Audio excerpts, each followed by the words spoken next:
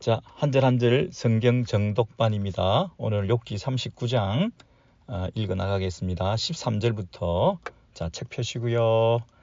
노트 필기하시면서 하나님의 말씀입니다. 13절부터 타조는 39장 13절 타조는 즐거이 날개를 치나 학의 깃틀과 날개 같겠느냐. 개정 번역이고요. 개역 한글은 타조는 즐거이 날개를 친다마는 그 깃과 틀이 인자를 베푸느냐. 요거는 조금 오역일 수도 있고 너무 어역일 수도 있는데요. 이것은 새로운 번역이 좋습니다. 타조가 날개를 막 열심히 치지만은 황새나 학과 같이 그렇게 부드럽고 우아하게 잘 날아오르는 멋있게 날아오르는 그런 타조 이 조류가 아니다 이 얘기죠. 날개가 있지만 날지 못하는 이 종류도 있다. 특별히 타조라는 이 종류는 즐거이 날개를 치나 학의 깃틀과 날개와는 다르다. 그러니까 타조는 날지 못한다. 학이나 황새와 같은 그런 날개의 그 멋진 비상함을 날아오름을 경험할 수 없이 그냥 날개만 열심히 부드덕거리면서 친다 이 얘기죠. 뽐내면서 그만하게 날개짓을 막 하는 것 같지만 날아오르게는 못한다. 그게 13절의 의미가 되겠습니다. 14절에 보시면 또 타조의 특징 중에 한 가지는 알을 낳는데 큰 알을 낳아가지고 땅에 버려두어 그랬습니다. 의미가 알을 품는 게 아니고요. 거의 버려둔다 그랬습니다. 버려두어 흙에서 더워지게 하고 모래에서 그것이 부화되도록 이 지온을 이용해서 땅의 그 온도를 통해서 그 알에 열기를 가하고 또 부화될 수 있는 이런 이 타조의 모습은 참 희한하죠.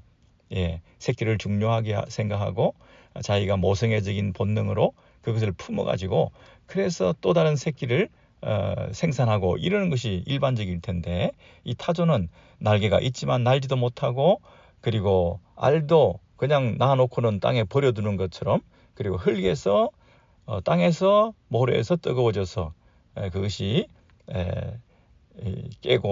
알을 깨고 나올 수 있도록 그런 타조의 모습이 좀 이상하죠. 그리고 자기가 품고 있지 않기 때문에 소홀히 여기고 함부로 버려두다가 누군가에 의해서 발에 밟히고 깨어지고 들짐승이 다니면서 그것을 밟거나 말거나 그걸 케어하지 않는다는 거예요. 무슨 그런 의미가 다 있습니까? 생각하지 아니하고 밟힐 것을 생각하고 조심해서 그것을 치워놓거나 자기가 품고 있거나 그렇게 하지 아니하고 밟히건 말건 아랑곳도 하지 않고 깨뜨리건 말건 걱정도 하지 않는 희한한 그런 모습을 보인다는 거예요.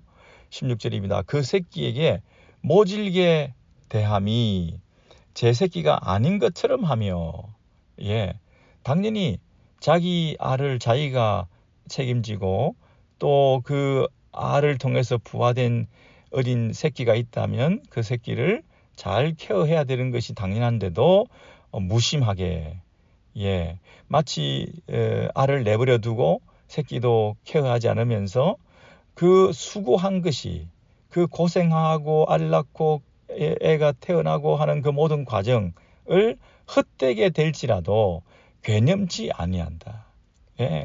두려워하지 않는다. 그 케어하지 않는다 이런 뜻이죠.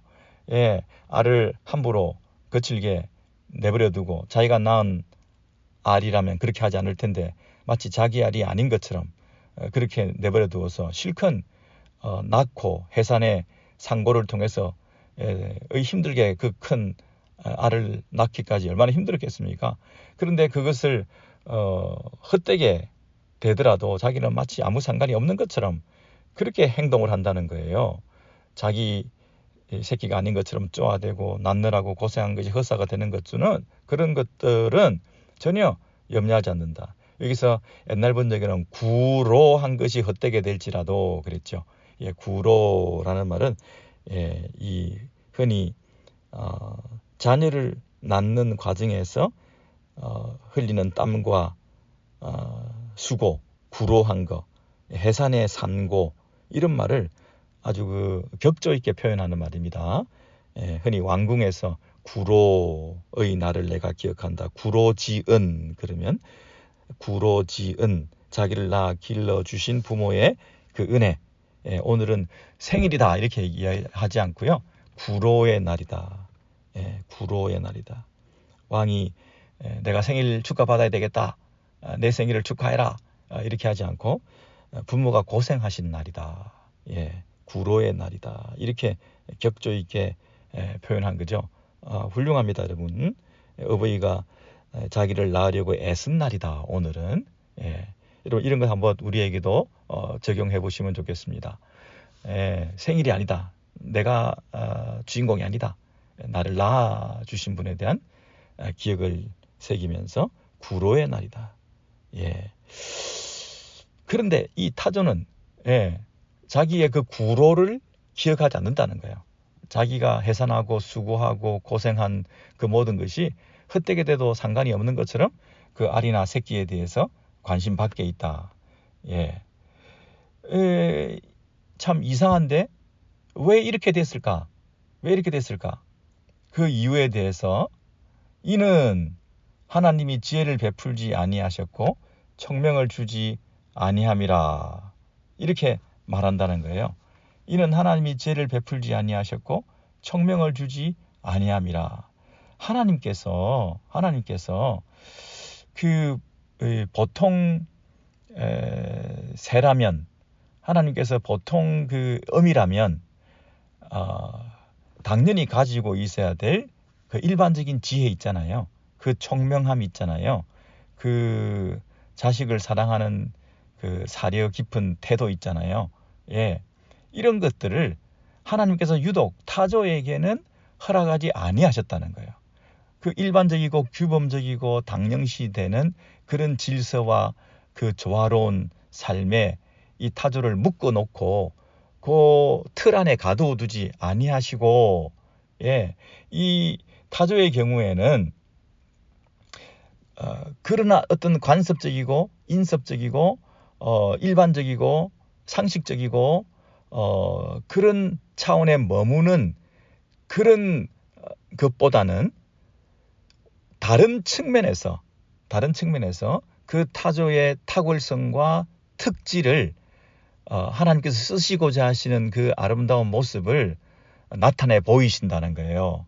그게 뭐냐면 18절입니다. 그러나 그것이 몸을 떨쳐 뛰어갈 때에는 말과 그 위에 탄 자를 우습게 여기느니라 그랬습니다. 그러나 그것이 그 타조가 몸을 떨쳐 일어나 막 뛰어갈 때는 말보다 더 빨리 뛰어갈 정도로 말 위에 탄 기병과 마병을 놀래게 할 정도로 우습게 그들을 여길 정도로 말이 막 달리는데 그 위에 마병이 있고 기병이 있습니다. 그래서 둘이서 막 열심히 서로 채찍질도 하고 그 다음에 서로 이 조화를 이루어서 이 마병이 발을 구르기도 하고 줄을 당기기도 하고 하면서 함께 막 둘이서 뛰어가잖아요. 달려가는데 타조가 그런 것도 없이 그냥 혼자서 막 뛰어간다는 거예요.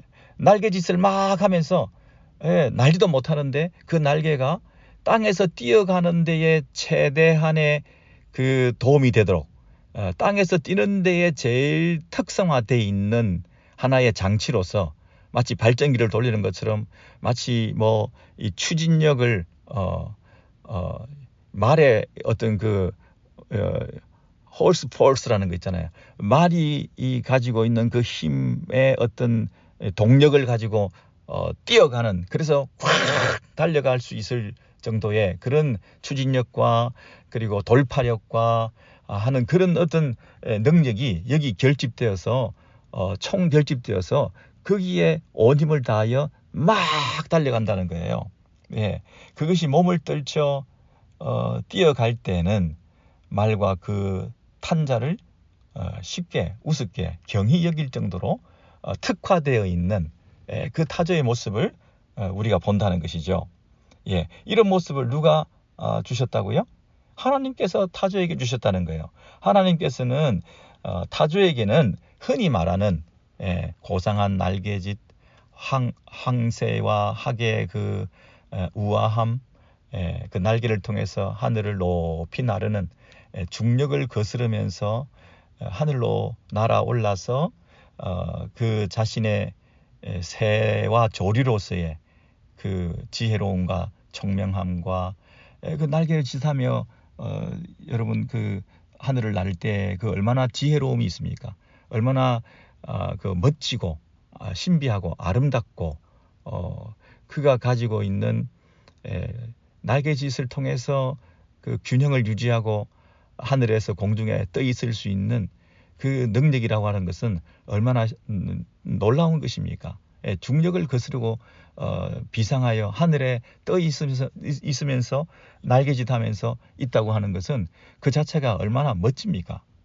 근데 하나님께서는 타조에게는 그러한 지혜와 총명을 주지 아니하셨다. 그런 능력을 주지 아니하셨다. 새끼를 낳고 알을 키우고 부화시키면서 하는 그런 어떤 섬세하고 자상함을 통해서 타조가 자기의 후손들을 이 대를 잇게 만들지 않으셨다는 거예요.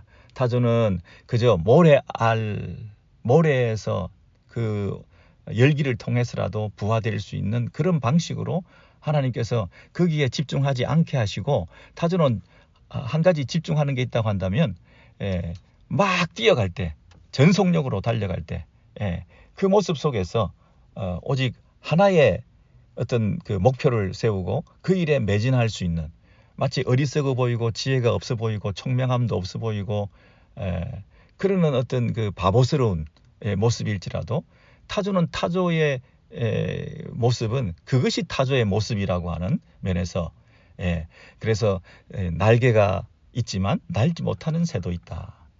날개가 꼭 공중을 나는 데만 소용되는 날개가 아니다.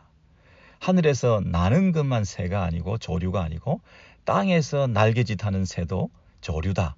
날개가 오히려 땅에서 전속력으로 달리는 데에 그것이 유용하게 쓰임받는 날개로서 붙어 있는 경우도 있다. 이렇게 말씀하시는 거죠. 여러분, 그 18절까지의 말씀을 우리가 보면서 많은 생각을 하게 되죠. 우리가 타조를 사실은 좀 이상하다. 왜 저런 새가 다 있냐? 날개가 있으면서도 왜 못 나냐? 나는 것이 정상인데 날개가 있다면 당연히 날아야지. 그게 하나의 질서고 규칙이고 일반적인 얘기고 상식적인 얘기인데, 도대체 타조는 특이하다. 저건 정상이 아니다. 하나님께서 왜 저런 걸 만드셨을까? 그래서 어떤 창조에 있어서 실패작이나 아니면 잘못 만들어진 하나의 불량품 같은 그런 생각을 하게 되기도 하지만, 오늘 하나님께서 지금 말씀하신 뜻은 뭔가요? 어떤 틀에 가두어 두려고 하지 마라. 조류라고 하는 날개를 가진 짐승들은 다 똑같이 새와 같이, 황새와 같이, 학같이 그렇게 날아오르기만 하는 것이 아니다. 타조 같은 경우도 조류가 있다. 이렇게 말씀하시는 거죠. 여러분이 뭘 얘기합니까? 하나님께서는 우리의 삶이 그렇게 단순하지 않다는 것입니다. 하나의 법칙이나 규칙으로 정형화시켜서 설명할 수 없는 부분이 있다는 것입니다. 날개가 있으면 날아야 된다. 날지 못하면 새가 아니다. 땅에서 날지 못하고 날개짓만 하는 것은 어리석은 일이다. 실컷 날개짓 했는데 날지도 못하면서 왜 날개를 달고 다니냐? 이렇게 말할 수 없다는 것입니다. 때로는 날지 못하는 날개를 달고 있는 그 비참함과 초라함과 그 괴이함과 하나님께서 왜 나를 이렇게 만드셨나요? 하나님 왜 나를 이 지경에 내버려 두셨나요? 날지도 못하는 날개를 붙여놓고 사람들의 조롱을 받으면서 내가 이런 모습, 이런 상태에서 태어나 살아간다는 것이 내 생명을 계속해야 될 이유가 뭐가 있을까요? 하면서 하나님 앞에 원망하고 불평할 수 있지만 하나님께서는 너에게는 특별한 타조로서의 타조다움을 주신 것을 기억해라. 모든 것이 다 똑같지가 않다. 모든 것을 다 일반화해서 생각하지 마라. 각자에게 주신 하나님의 섭리와 계획과 뜻과 하나님의 디자인이 있다는 것을 왜 기억하지 못하느냐. 이 창조 세계가 그렇거늘 이 동물들과 짐승들 세계만 보더라도 그러한 모습을 관찰할 수 있거늘 네가 너의 삶의 인생사와 이 세상에서의 삶이라고 하는 것이 그렇게 단순화시켜서 말할 수 있는 것이 아니다. 어떤 틀 안에 가두어져 있는 것으로 착각하지 마라. 네가 보는 관점에서 모든 것을 설명하려고 하지 마라. 세상 사람들이 말하는 일반적인 인과응보의 법칙대로 이 세상이 돌아가고 있다고 하는 것에 대해서 너무 자신의 현재의 모습에 대해서 불쾌하거나 불평하거나 불만스럽게 생각하거나 내가 실패했다고 생각하지 말고 이것이 이해가 되지 않으므로 설명되지 않으므로 너무 그렇게 고통하고 절규하고 부끄러워하고 스스로에 대해서 살 가치가 없다고 생각하고 이 부분이 설명되지 않는 하나님은 이상한 하나님으로 나를 이렇게 만들어 놓고 나를 이 지경에 내버려 두고 나를 이 재앙 가운데 버려둔 채로 나와는 상관없이 살아가시고 계시는 그 하나님이 원망스럽다. 너무 그렇게 생각하지 말라는 거예요. 타조는 타조로서의 기능을 하고 오늘도 날지 못하는 날개를 한탄하지 말고 이 땅에서 전속력으로 달릴 때에 그 날개를 뽐내며 드러내며 날개짓을 마음껏 하거라. 여러분 이렇게 우리에게 지금 말씀해 주시지 않으신 건가요? 예, 우리에게 지금 그런 어떤 새로운 부르심이 있는 것 같아요. 우리를 위로해 주시는 말씀 같아요. 우리 각자에게 없는 것, 안 되는 것, 할 수 없는 것, 다른 사람과 비교해서 못하는 것 이런 거에 너무 마음을 아파하지 말고 그렇게 모든 것을 다 할 수는 없지만 그러나 나에게 하나님께서 원하시는 가장 소중한 것 그것을 발견하고 그것으로 인하여 만족하고 그것이 주는 그 기쁨 속에 오늘도 당당하게 가난하거나 건강하지 못하거나 나이 들었거나 여러 가지 어려운 상황 속에 있다 할지라도 그러나 그 속에서 나의 나됨을 드러내는 것은 무엇일까? 하나님이 나에게 주신 소명은 무엇일까? 결정적인 순간에 한번 달려야 될 텐데 결정적인 순간에 나의 날지 못하는 날개라도 한번 사용해서 하나님을 기쁘시게 해야 될 텐데 하는 그런 마음의 준비를 하고 계셔야 되지 않겠습니까? 우리 주 예수 그리스도 하나님의 아들이신 예수 그리스도 그분께서 이 땅에 오셔서 그의 삶을 돌이켜볼 때 그분은 머리 둘 곳도 없었습니다. 자신의 주변을 케어하지 않았습니다. 자기의 삶에 안주하고 계시지 않았습니다. 너무 개인사에 대해서 연연히 하지 않았습니다. 가족들을 챙기고 부모를 챙기고 자기를 챙기고 자기를 위해서 살아가는 거기에 너무 마음을 쓰지 않았습니다. 그는 선이 굵은 사역을 했습니다. 선이 굵은 삶을 살았습니다.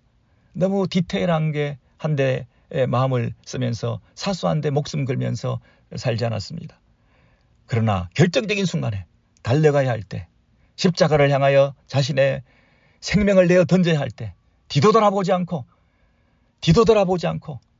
비록 초라한 모습 영모도 출중하지 못하고 아주 메마른 땅에서 올라온 가지같이 연한 모습이었지만 그러나 그의 능력도 없고 힘도 없고 용모도 부족하고 가난하고 초라하고 사람들로부터 조롱당하고 그가 아무것도 내세울 것은 없다 할지라도 그러나 가진 그의 유일한 한 가지 열심 하나님을 향한 뜨거운 사랑 하나님의 뜻에 순종하려고 하는 그 마음 그리고 자기에게 맡겨주신 그 사명 하나를 위해서 돌진 앞으로 달려가고 또 달려가고 최선을 다하여 자발적 순종을 통해서 십자가에까지 나아가셨던 거죠. 십자가에 끌려가서 억지로 달려 죽으신 수동적인 죽음이 아니라 그분은 타자와 같이 날개짓하며 날지도 못하는 것 같지만 인성을 가지신 하나님의 아들이신 그분이 인간의 한계를 가지고 신성을 발휘할 수 없는 그런 하나님의 이 계획과 섭리 안에서 함부로 신성을 발휘하시면서 함부로 날아오르는 도약을 하고 자기의 신적 능력을 드러내서 문제를 해결하고 원수들을 무너뜨리고 그들을 향해서 본때를 보여주고 그렇게 하지 아니하시고 날지 못하는 날개, 인성을 가지신 하나님의 아들, 하나님의 아들이신데 날지 못하는 그 인간의 속성을 가지신 인간 예수 그리스도 하나님의 아들로 이 땅에 사람으로 오신 그분이 이 땅에서 최대한 전성적으로 달려갔던 십자가, 그 십자가의 죽으심을 통하여 뒤돌아보지 않고 좌우 보지 않고 전성적으로 달려가서 그 십자가에서 자신의 사명을 완수해내므로 그것이 하나님의 지혜였다는 거예요. 그것이 하나님의 총명이었어요. 그것이 하나님의 신비요 비밀이었다는 거예요. 이것이 인간이 알지 못하는 하나님의 지혜였다는 거예요. 하나님의 사랑과 공의가 만나는 십자가의 사건을 통해서 자기 희생적 죽음을 통하여 하나님의 공의를 만족시키시고 그리고 인간을 사랑하셔서 인간을 다 멸하실 수도 없는 그러나 죄에 대해서는 값을 지불하실 수밖에 없는 그 십자가의 죽으심을 통하여 하나님의 공의를 만족하고 당신의 백성들을 향한 사랑을 나타내심을 통하여 자기 희생적 죽음을 통하여 그들을 살리고 구원하는 그 일에 전속력으로 달려가셨던 그 바보 예수, 어리석은 예수, 타조 예수, 그 예수를 우리가 본받아야 된다는 거죠. 그 예수의 삶, 그것은 마치 타조와 오버랩되면서 이 하나님의 지혜와 하나님의 능력을 드러내는 오늘 본문이라는 것을 우리가 기억하게 됩니다. 그런데 18절에 그 타조와 말을 서로 연결시키면서 19절에는 그 말에 대한 얘기를 계속하고 있습니다. 19절에 말의 힘을 네가 주었느냐, 그 목에 흩날리는 갈기를 네가 입혔느냐. 예. 말의 그 어떤 그 탁월함, 능력, 말이 뛰어가는 그 막 잘 달리는 힘, 그리고 그 달릴 때 보면 멋있는 이 갈기 있지 않습니까? 그 목에 흩날리는 갈기 너무 멋있다는 거예요. 너무 멋있고 너무 잘 달리고 그렇다는 거예요. 그리고 그가 뛰는 것을 보면 메뚜기처럼 뛴다는 거예요. 네가 그것으로 메뚜기처럼 뛰게 하였느냐. 그 위험스러운 콧소리가 두려우니라. 힝, 힝. 그 콧소리, 말이 가지고 있는 그 콧소리, 힝 하면서 그 말이 그 소리를 내면 그 위험스러운 소리가 주변을 두렵게 만들 정도로, 그가 잘 달리는데 마치 그 무거운 몸이 가볍게 메뚜기가 펄짝펄짝 뛰는 것처럼 그렇게 저 동작이 우아하고 점프력이 뛰어나고 몸이 가볍고 어떻게 그런 큰 짐승이 그렇게 메뚜기처럼 뛸 수 있는 힘이 있으며 그리고 그 콧소리가 그렇게 사람들로 하여금 주목하게 만들고 사람들이 부러워할 수 있을 만큼 위험이 있는 그리고 갈기가 휘날리면서 이런 말은 정말 대단하다는 거죠. 그 말이 골짜기에서 21절에 발굽질하고 힘있음을 기뻐하며, 여러분 그 골짜기에서 발굽질 한다는 말은, 발굽질이라고 하는 것은 막 땅을 파는 것을 말합니다. 땅을 파면서 그 막 출전 준비를 하고 출발을 준비하면서 이 모든 것이 달리자 하고 명령만 있기를 기다리는, 발굽질하고 그 준비하고 막 달릴 준비하면서 있는 그것을 기뻐하면서 어디로 갑니까? 앞으로 나가서 군사들을 맞대 그랬죠. 지금 골짜기에서 대열을 이루어서 이 말들이 그 마병들이 타고 이제 앞에서 나팔을 불고 깃발을 올리면서 출발 돌진 하고 외치기만 하면 지금이라도 뛰쳐나가는 것 같이 준비가 되어서 달려나가서 군사들을 맞는다는 거예요. 예? 상대방 적군들을 만나서 맞싸움을 하고 힘껏 앞으로 나가서 땅을 세차게 파다가 힘을 뻗쳐서 내닫게 된다, 뛰어나가게 된다는 거죠. 예? 그랬을 때 그 말은 두려움을 모르고 겁내지 아니하며 칼을 대할지라도 물러나지 아니하니. 예? 지금 전쟁 속에 있는 이 마병과 그 말에 대한 얘기를 계속하고 있는 것입니다. 어떻게 겁도 없고 두려움도 없고, 예, 사실 싸워야 된다 그러면 주춤거리기도 하고 도망도 가기도 하고 주저하기도 하고 이래야 될 텐데, 예? 칼을 대할지라도 물러나지 아니하고 달려간다는 거예요. 눈썹 하나 까딱하지 않고, 예, 힝 하고 콧등으로 소리를 내면서 칼날도 피하지 않고 내닫고 또 내닫고. 그래서 그 머리 위에서는 화살통과 빛나는 창과 투창이 번쩍이며, 예, 그 햇빛이 내리쬐을 때에 거기에 화살통에, 예, 그리고 위로부터 햇빛이 내리쬐을 때 그 어떤 그 리프렉션이 생겨가지고 아름답게 번쩍이고, 예, 반짝반짝하면서 멋지게 그 말 위에 탄 그 마병이 달려가는 그 모습은 한 폭의 그림처럼 너무나 아름답고 너무나 멋지고 너무나 일사불란하고 너무나 용감하고 어떻게 물러서지도 않고 저렇게 달려갈 수가 있으며 얼마나 힘찬 모습인가. 마치 땅을 삼킬 듯이 24절 맹렬히 성내며 나팔 소리에 머물러 서지 아니하고. 그렇죠? 나팔 소리가 울리면 뛰쳐나가고 물러가지 않고 가만히 그 자리에 서 있지 않고 머물러 서 있지 않고, 예, 맹렬히 화내고 성내고 땅을 삼킬 듯이, 예, 소리를 내고 한눈 팔지 않고 그렇게 달려간다는 거예요. 25절 나팔 소리가 날 때마다 힝힝 울며 그랬잖아요. 예, 제가 말씀드렸죠. 나팔 소리 힝힝 울며 콧소리를 내고, 그리고 나팔 소리가 날 때마다 그랬죠. 예, 아무 때나 하는 게 아니라 나팔 소리 때마다. 그 말은 명령이 내리면, 예, 깃발이 올라가면, 그리고 돌진, 앞으로, 싸움이다, 스탑, 물러가자, 서라, 달려라, 뒤로, 앞으로, 왼쪽으로, 오른쪽으로, 이렇게 명령 내릴 때마다, 나팔 소리가 울릴 때마다 즉각 반응하고 순종하고 있는, 예? 그 모습. 콧소리를 힝힝 낼 뿐만 아니라 그 코로 냄새도 맡고, 무슨 냄새? 싸움 냄새를 맡고, 예, 이 멀리서부터 싸움 냄새를 맡는 이 전쟁에 참여한 이 말, 예?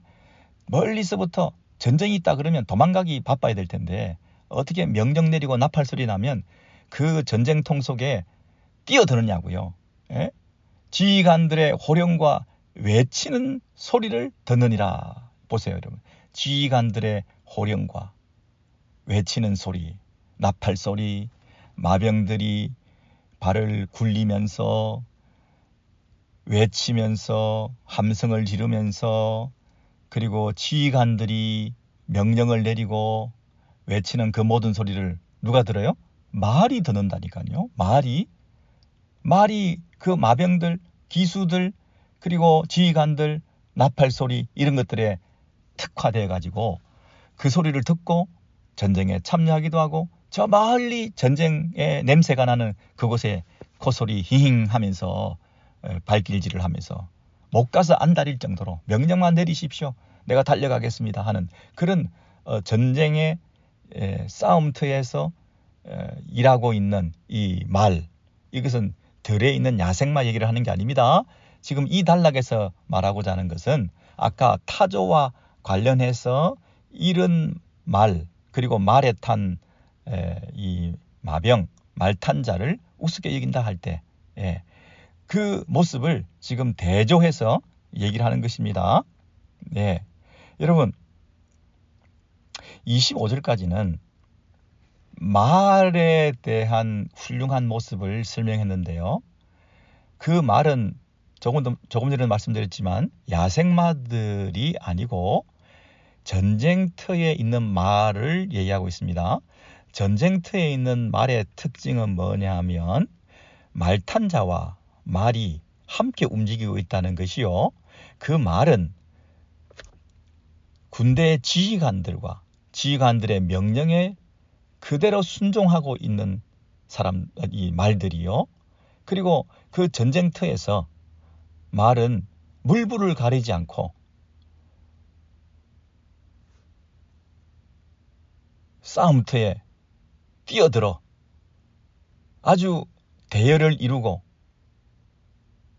질서정연하게 그리고 군대에 속한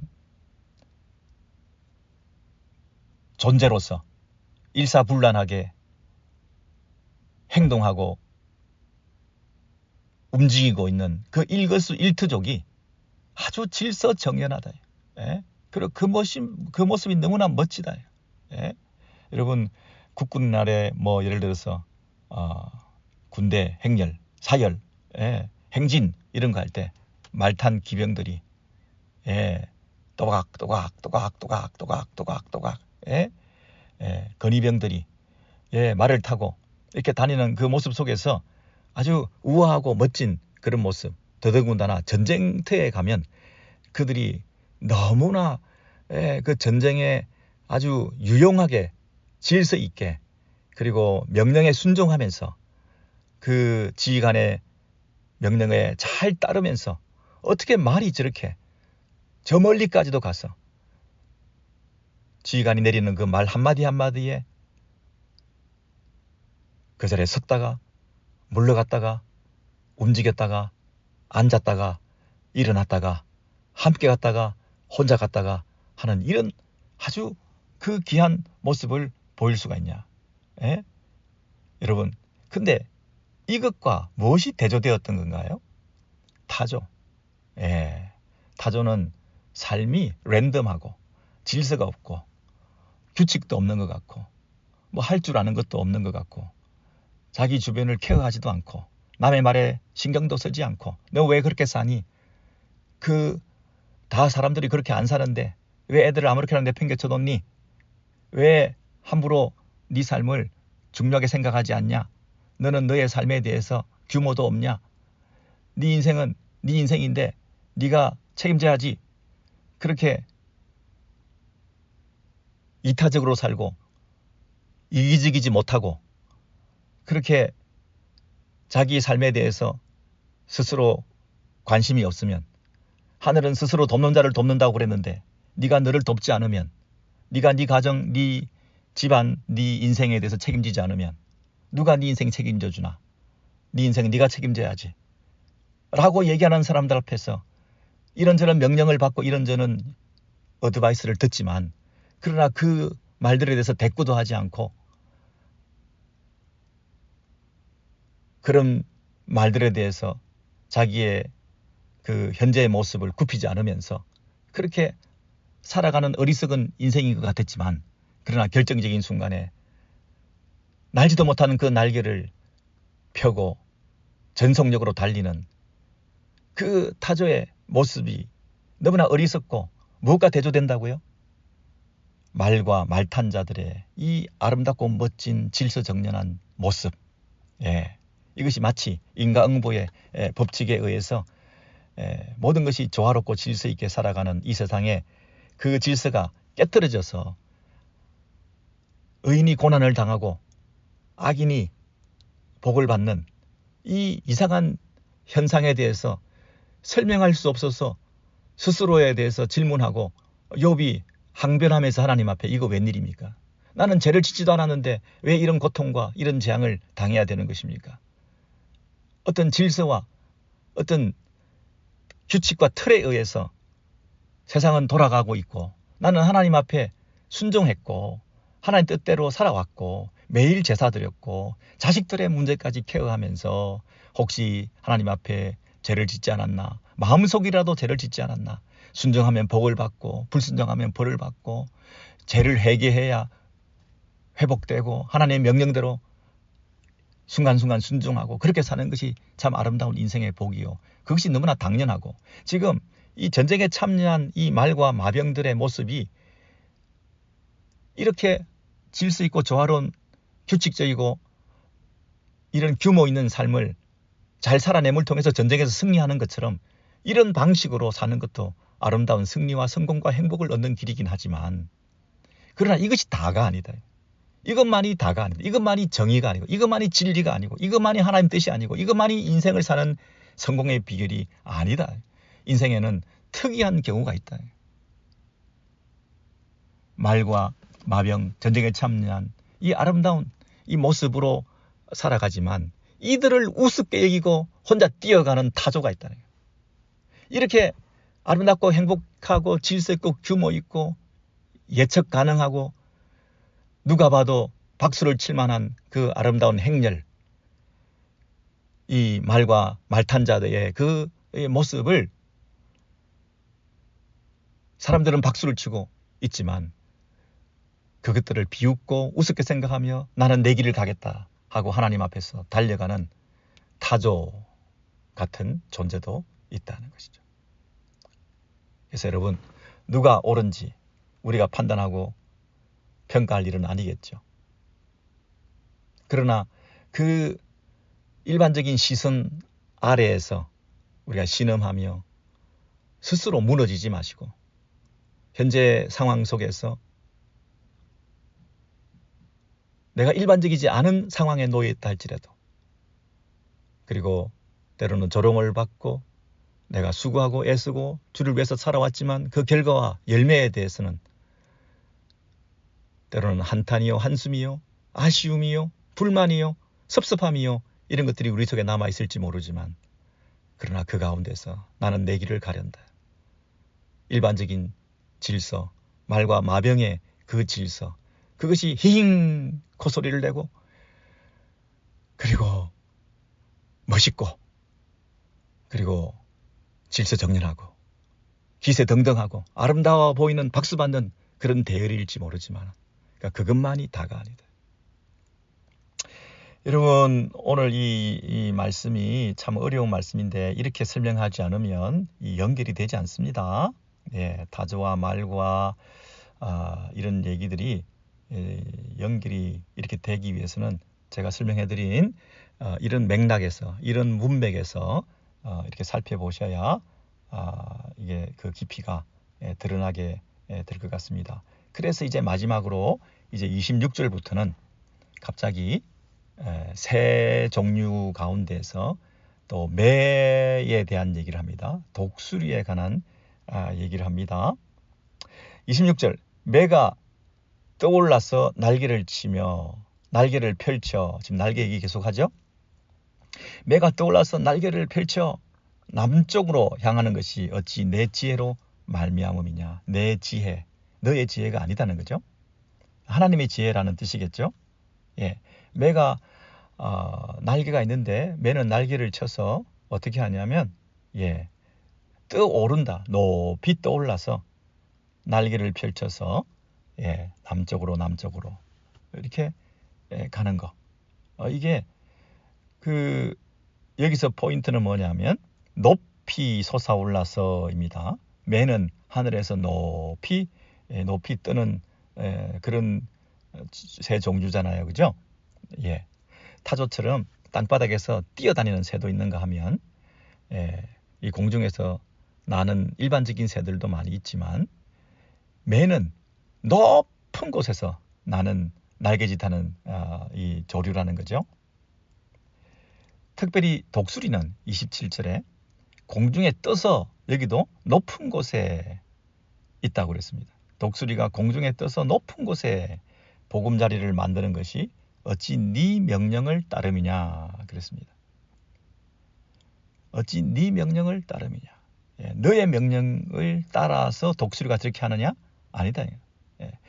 일반적으로 이렇게 새는 이런 모습이어야 한다라는 그런 지혜와 명령과 총명에 의해서 이 매와 독수리가 움직이고 있는 게 아니다. 약간 특이하고 기발하고 비상식적이고 일반적이지 않은 모습으로 이 하나님의 명령을 받아서 하나님이 주신 지혜와 총명에 의해서 독수리는 공중에 높이 뜨는 새로 그 특징 지어진다, 이런 뜻이죠.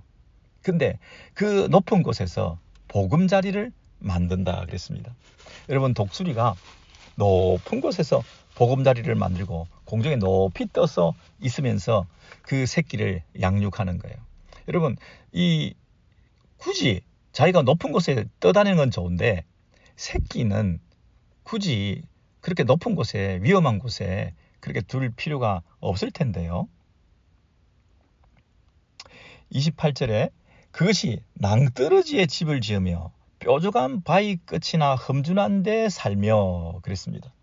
그가 사는 곳은 좀 이 안락한 곳에, 편안한 곳에 척박하지 않고 뾰족하지 않고 험준하지 않고 이런데 집을 짓고 살면 될 텐데 꼭 그런데 새끼를 낳고 보금자리를 만들고 낭떠러지에다 집을 짓고, 여러분, 낭떠러지에 집을 짓는 게 쉽겠습니까?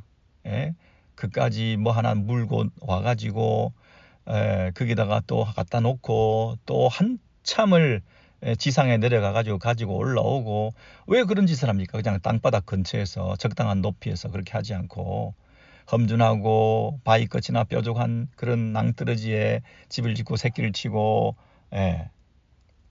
거기서 먹이를 살피나니, 29절입니다. 거기서 먹이를 살피나니 그 눈이 멀리 봄이며, 그 높은 곳에서 이 독수리가 저 수백 미터 위에서, 그리고 그 먹이를 먹기 위해서 살피는 게요, 저기 숲을 속에 감추어져 있는 마치 뭐 들쥐나 뭐 내다보면서, 그걸 멀리 보면서 그 멀리서 그걸 볼 수 있는 눈을 가졌다는 거예요. 여러분, 그 멀리서 우리는 뭐 숲밖에 안 보일 텐데 그 숲 속에 있는 그 움직이는 미물을 보고 그 먹이를 찾아서 그것을 잡아낼 수 있는 능력을 독수리가 가졌다는 거예요. 거기서 먹이를 움킬 만한 것을 눈으로 살피고 볼 수 있고 멀리 바라볼 수 있다는 거예요.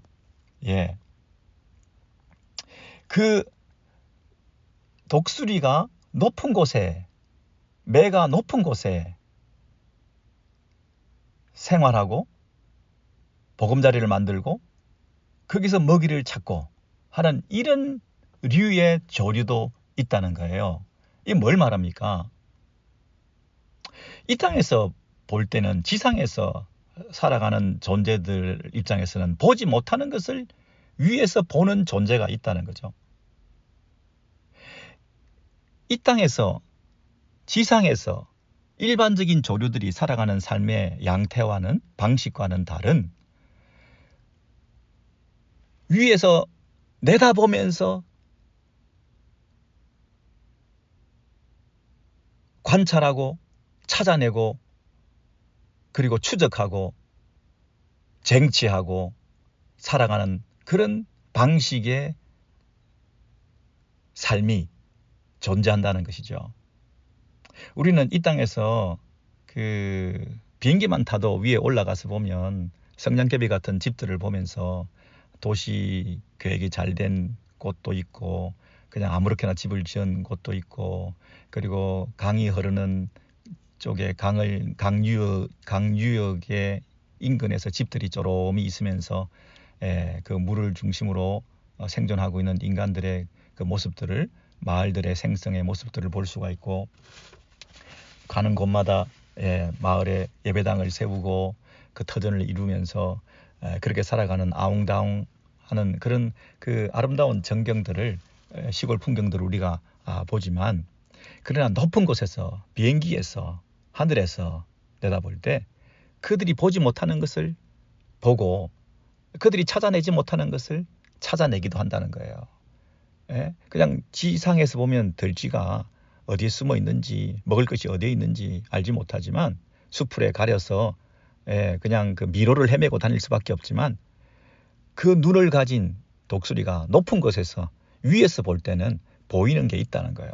그리고 그것을 반드시 찾아내는 그런 자기의 삶의 양식이라는 게 있다는 거예요. 각자가 살아가는 삶의 방식이 다 다르다는 거예요.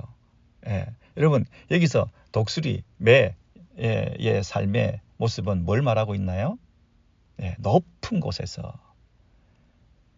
지상에서 보지 못하는 것을 보고 살아가는 삶도 있다. 그 얘기를 하고 싶은 거죠. 여러분 하나님께서 욥을 향해서 눈을 떠라. 그리고 이 땅에서 아웅다웅하고 시시비비를 가리고 그 잘잘못에 대해서 이해하지 못하는 이 세상의 질서에 대해서 악인이 형통하고 의인이 고난을 당하고 나는 죄가 없는데도 이런 고통 속에서 하루하루를 지옥처럼 살아가는 이런 삶을 왜 살아야 되는지, 내가 그런 평면적인 시야, 좁은 시야를 가지고 아무리 생각하고 아무리 고민해도 답이 안 나와서 이렇게 절규하고 있는 인생이 좀 이제는 독수리나 매만 생각한다 하더라도 하늘에서 높은 곳에서 모든 것을 보고 아시는 하나님께서 너의 삶을 책임지시고 더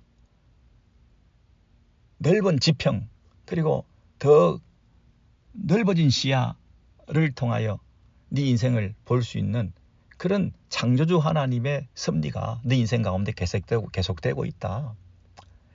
독수리나 매도 하나님께서 그런 인생으로 살라고 두셨거늘 하물며 욥 너도 인생사에서 너무 그렇게 좁아져 있는 틀 안에서 고민하고 왜 이런 일이 나에게 일어났습니까? 하고 하나님께 원망하고 그러지 말고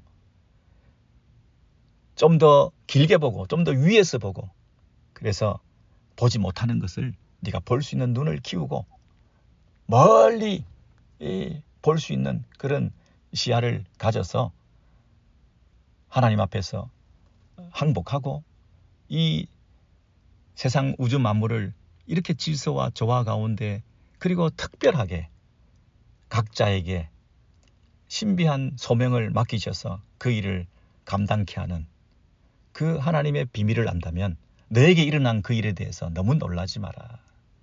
그렇게 말씀하시는 거죠. 그러면서 정말 놀랄만한 일을 내가 하나 소개해 주겠다. 너무 충격적인 모습을 내가 하나 보여주겠다. 그러면서 마지막에 30절에 이렇게 말합니다.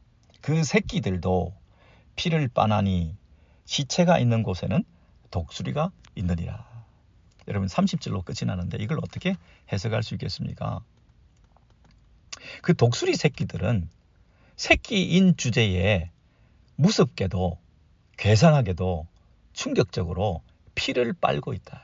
그냥 그 새끼들이 그냥 먹이를 먹었다 이렇게 끝내지 않고 이 저자의 의도가 하나님께서 독수리 새끼가 피를 빤다. 여러분 아주 이게 무섭잖아요. 이 아주 정상적이지 않잖아요. 그리고 이게 일반적으로는 아름답지 못한 모습이잖아요. 새끼가 입에서 이 죽은 시체에 짐승을 물어 뜯으면서 그 입에 피가 묻어 있는 그 모습이 좀 괴이하고 좀 하나님답지 않지 않나요?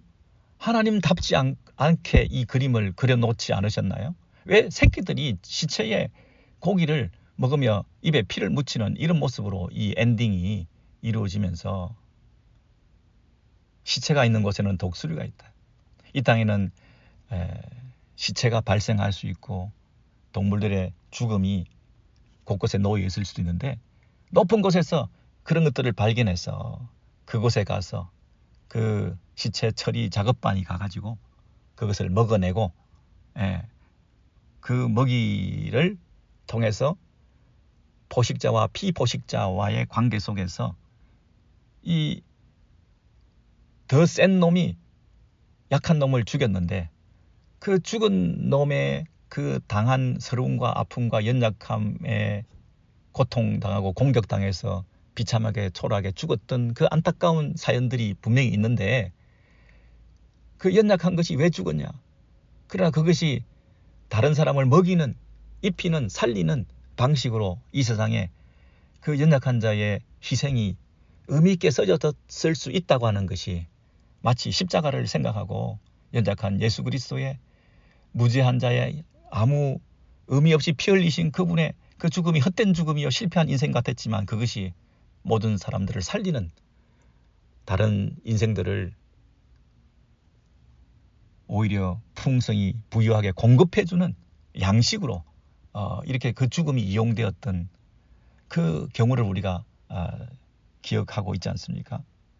근데 여기서도 그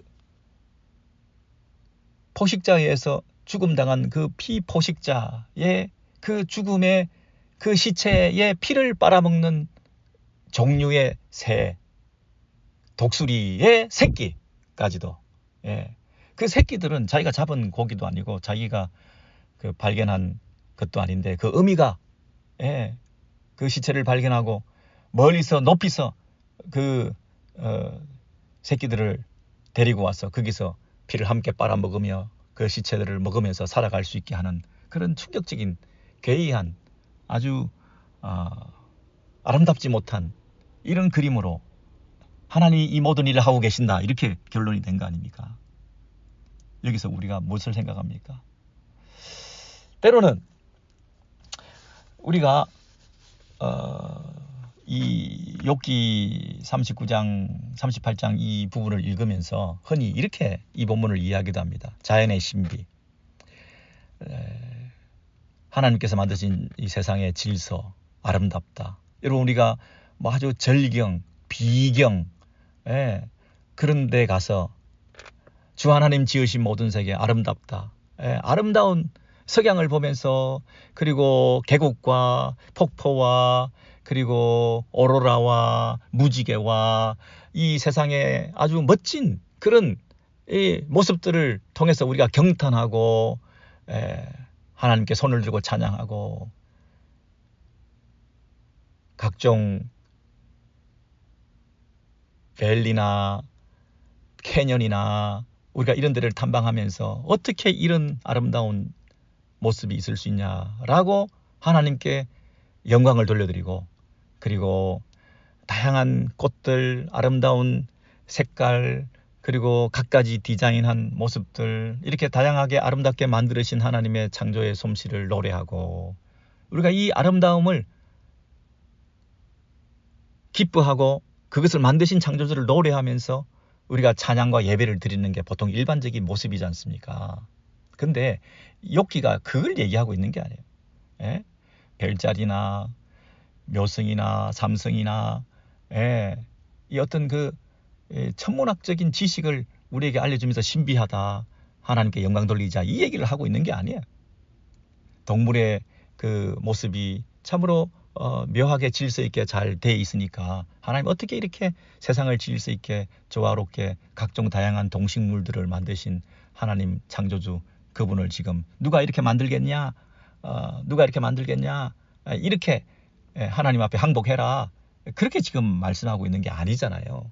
충격적으로 피 묻은 시체의 고기를 물어뜯고 있는 독수리 새끼, 그것으로 끝이 나거든요.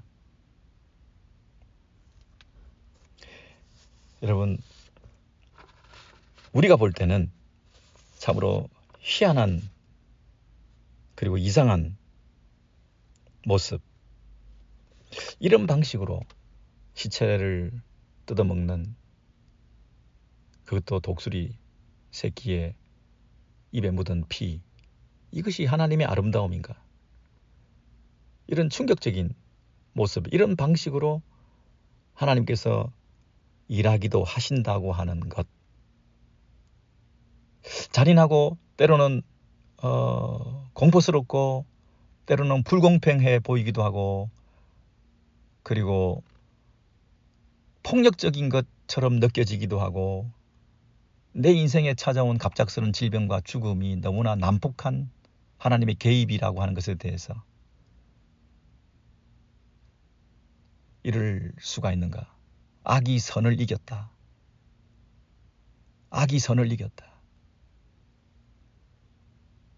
여러분, 이런 창조세계의 평화로운 모습, 이 캘린더에 걸려있는 아름다운 호수와 경치, 그런 설경, 뭐 이런 것, 그런 것만 보면서 하나님을 노래하고 싶은데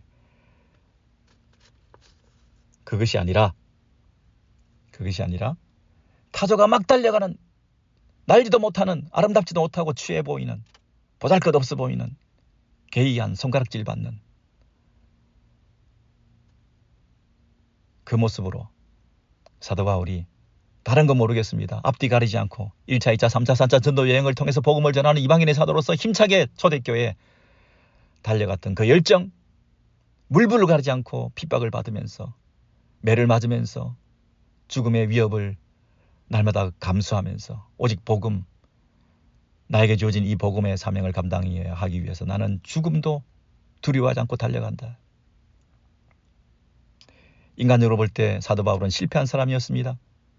부러울 게 하나도 없는 인생의 낙오자가 되고 그 좋던 배경과 가진 것들 다 날리고 사람들이 바라볼 때 아무도 성공한 사람이라고 생각하지 않았지만, 그러나 가장 위대한 인류의 신앙의 선배 중에 한 사람인 사도 바울의 삶이 마치 타조를 닮지 않았습니까?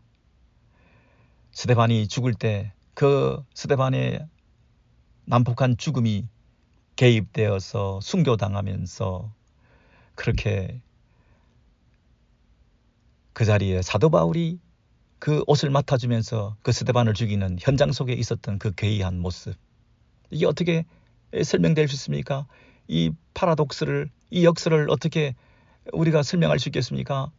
그 사도 바울이 하나님의 귀한 종으로 달려갈 길을 달려가는 타조 같은 삶을 살아가는 원동력이 되었던 것이 과연 어디에서부터 출발했을까요? 스데반이 죽을 때 피 흘리면서 그 나약한 한 사람의 순교의 현장에서 저들이 알지 못하고 지은 죄를 저들에게 돌리지 마옵시고 용서하여 주시옵소서 라고 기도했던 그 스데반의 기도가 응답되어서 사도 바울에게 이런 충격적인 장면,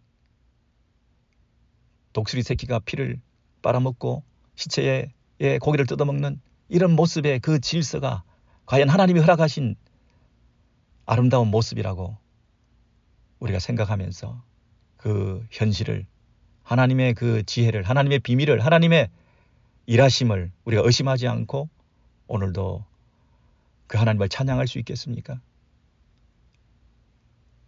우리의 찬양의 범위가 넓어지시기 바랍니다. 우리의 찬양의 이유가 더 깊어지시기 바랍니다.